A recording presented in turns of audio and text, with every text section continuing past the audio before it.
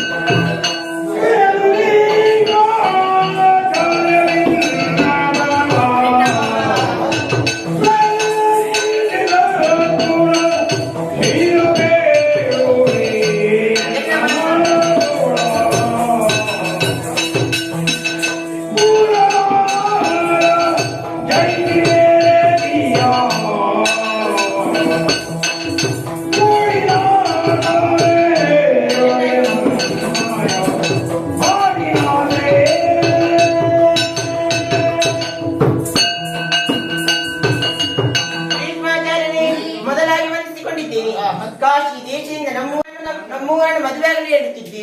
ನಾನು ಇವರು ತಂಗೆ ಒಪ್ಪಿದ್ದಾರೆ, ಆದ್ರೆ ನಾನು ಒಪ್ಪುವುದಿಲ್ಲ. ಕಾರಣ ಉಂಟು.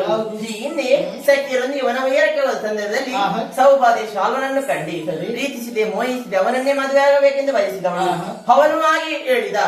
ಆದರೆ ನಮ್ಮ ಅರಮನೆಯಲ್ಲಿ ನಾಳೆಯ ದಿವಸ ಸ್ವಯಂವರ ಇಡುತ್ತದೆ, ಅದರಲ್ಲಿ ಬಂದು ಗೆತ್ತರು ಸೋತರು ನಿನ್ನನ್ನೇ ಮದುವೆ ಆಗುತ್ತೆ ಎಂದು ಭಾಷೆಯನ್ನು ಕೊಟ್ಟಿ ಅವನು ಭಾಷೆಯನ್ನು ಕೊಟ್ಟ. ಆ ದಿನ ಸ್ವಯಂವರಕ್ಕೆ ನೀವು ಬಂದಿರಿ, ನೀವು ನಮ್ಮನ್ನು ಗೆದ್ದಿರಿ. ಹೇರಿ ನಿಮ್ಮ ರಥವನ್ನು ಹೇಳುವಾಗ ಏನು ಹೇಳದೆ ನಿಮ್ಮ ರಥವನ್ನು ಹೇಳಿ ಬಂದವರು ನಾವು. ಆದ್ರೆ ಆ ದಿನದಂದು ನಿಮ್ಮ ಬಳಿ ಯಾವುದೇ ವಿಚಾರಣೆ ಹೇಳಲು ಸಾಧ್ಯವಾಗಲಿಲ್ಲ. ಹಿಂದಿನ ಎಲ್ಲ ವಿಚಾರಣೆ ಹೇಳುತ್ತಿದ್ದೀನಿ.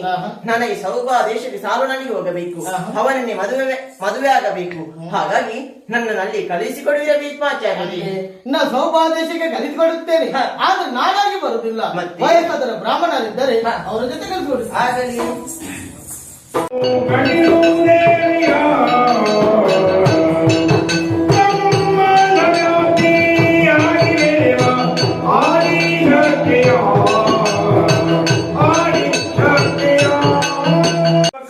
ಪ್ರಾರ್ಥನೆ ಮಾಡ್ಕೊಂಡು ಕೊರ್ಪಿಂಚಿತ್ತಿನ ಪ್ರಸಾದ ಸ್ವಾಮಿ ದೇವರ ದೇವರ ಮೇಲೆ ಮಾತೇರಣ ಅಡ್ಡೆ ಮಾಡ್ಕೊಂಡು ಕೊಡ್ಬೇಕು.